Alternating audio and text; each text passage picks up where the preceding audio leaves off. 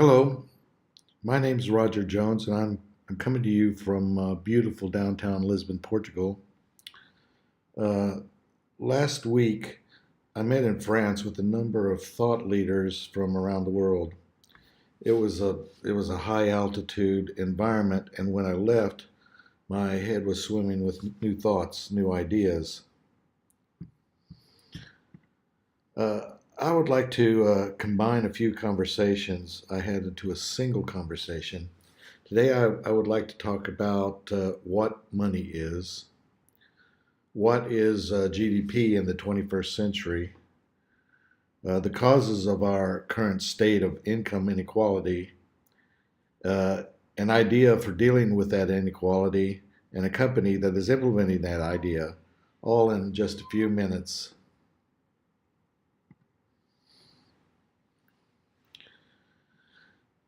Well, economics starts with a desire or need represented by demand and a supply that satisfies the demand. Here we have a concrete example. We have uh, people who want to drive their cars, and that's demand. And we have a supply of oil that is able to power cars. And so the purpose of money then is to help supply meet demand. And so we're going to create some money uh, out of thin air. Uh, we're going to create $100, put it in a capital fund, and uh, we're going to use that money in order to uh, get oil to the consumers.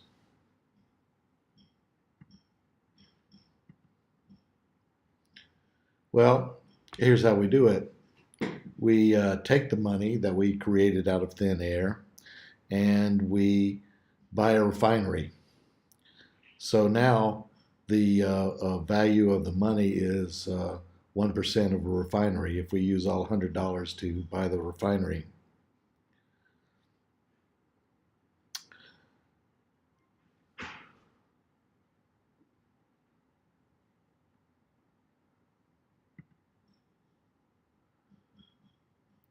Once we built the refinery, well, we turn it on. And so here you see a picture of the refinery converting oil into gasoline that can be used by drivers. So, in order to uh, pay for that oil, the consumers give $1 per day, for instance, back to the refinery for creating the gasoline for them. And the refinery uses that dollar to uh, pay for the capital that it was loaned by the money markets or by the capitalists.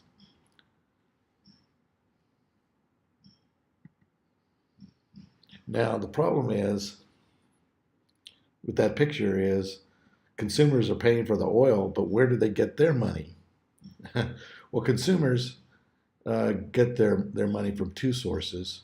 Uh, One is they can invest in the capital fund themselves, and they will get a return on that investment. Here, the $1 that goes from the capital funds back to the population, or the population can serve as labor in the refinery.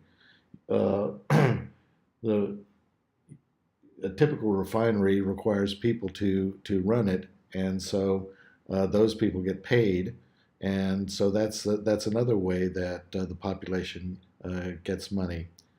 Now the population has to pay $2 a day for the oil because $1 goes to pay off the loan, the capital, and $1 goes to pay for the labor in this picture. It's important to note that the population is heterogeneous. That is, it's composed of all kinds of components. In this picture, we have two or three components.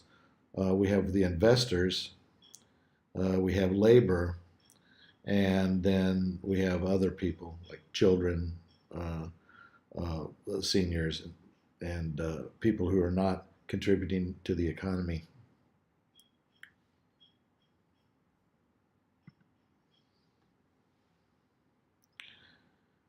Well, okay, that's what money is.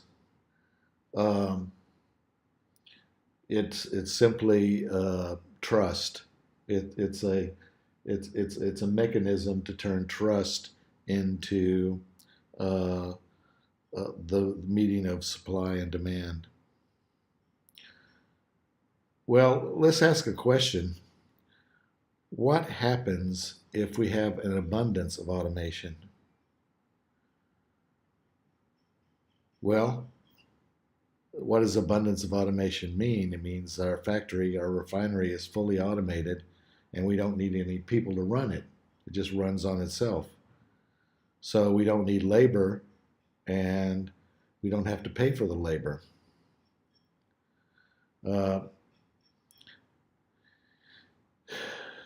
since we don't have to pay for the labor, the cost of the oil drops, say from $2 to $1 per day, and that $1 is used to pay off the capital loan, the loan that was given to the refinery. And the population receives $1 per day for its investment in the capital fund. Now, we saw that the population was heterogeneous. It was composed of different kinds of components. And if that money coming in to the investors is not spread evenly, then we have a tremendous income inequality because the labor is no longer receiving money from the refinery. And that, of course, is the state of the situation we're in today. Uh, People who have invested in the economic infrastructure have benefited greatly, while those who have labored in the economic infrastructure are suffering.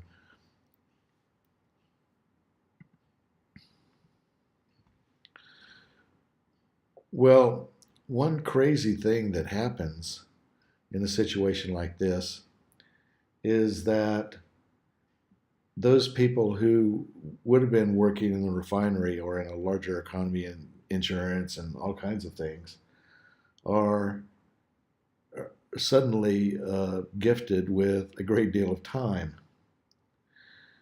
Now, what we've noticed is that people are spending tremendous amounts of time on the internet creating value. Uh, for instance, the largest uh, encyclopedic knowledge is instantiated in Wikipedia, and the writers write those articles for free. Um, a demonstration of every task imaginable is available on YouTube for free. We have free dating sites that are leading to marriages. The list goes on. Uh, my colleague Chihiro Watanabe refers to this free value as uncalculated GDP. You know, it's easy to calculate a nation's income if you have a currency, but here on the internet, with everything free, it's value is being exchanged, but there's no way to calculate or quantify that value.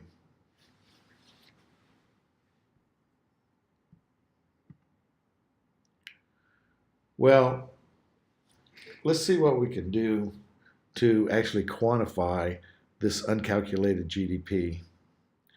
Suppose, just like for the refineries, we create a currency, and we'll measure this currency in ampersands. Uh, okay, and we create an account and put 100 ampersands in it. Now, what do we do with that money, that currency? Well, let's buy a life. What you mean buy a life? Yeah, yeah. Let's buy a life. Let's give every person uh, a certain amount of this currency uh, when they're born, and they can grow the currency or not. But on death, they have to return all their currency back to the treasury or back to the capital fund.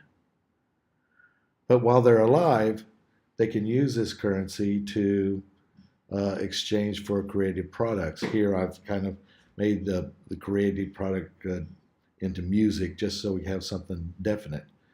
So the population can use this ampersand currency to create and buy music.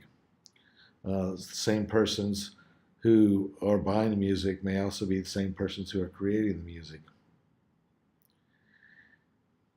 Okay, so we have a little economy going on this brand new currency, and if we want to hook it to our standard economy, we need an exchange uh, that measures the value that is created in this new little economy, this new little internet economy. Okay, with an exchange, then you have a complete system. And here we have the traditional economy on the left, with capital, refinery, products like oil, and then we have the uncalculated GDP economy on the right. And the flow of currencies is really quite different in the two economies. Uh, you return all your currency on death, that's like 100% estate tax. Uh, you get a certain amount of money at birth or over the course of your life, and that that's a dedicated guaranteed income. So we don't have either of those things here in our current economy. Uh, I didn't make this all up. This came from the people talking in France last week. That's how I learned it. And there's actually a company who's doing exactly this, exactly what I described. Their currency is called NIMS, and you can buy items on the internet, ads, music, you can appreciate photographs, and you can exchange NIMS into other currencies. In fact, NIMS are convertible into euros. So uh, you might want to check this out. Uh, I have a warning, however, in order to verify that the owner of NIMS is a single unique person.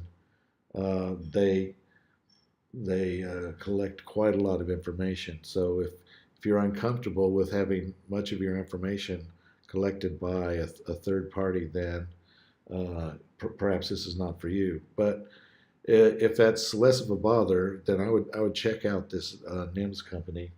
I think based on the things I said in this conversation that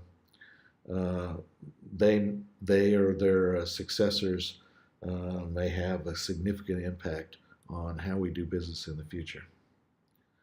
Okay, thank you. I'm Roger Jones, signing off from beautiful, beautiful downtown Lisbon, Portugal. Bye bye.